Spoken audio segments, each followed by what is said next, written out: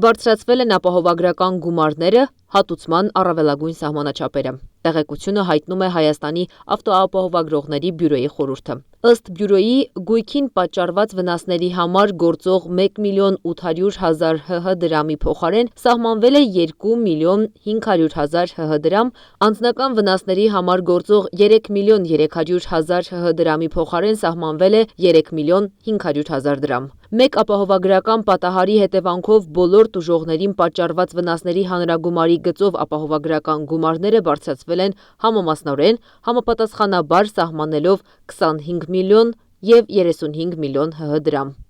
Ավտոապահովագրողների բյուրո կատարված փոփոխությունները պայմանավորված էին այն հանգամանքով, որ գործող ապահովագրական գումարները համահունչ չեն առկա իրողություններին և չեն ծածկում ապավոլորտում առաջացող վնասների զգալի մասը, մինչդեռ փոփոխությունները հնարավորություն կընձեռեն առավել ամբողջական պաշտպանել տուժողների շահերը։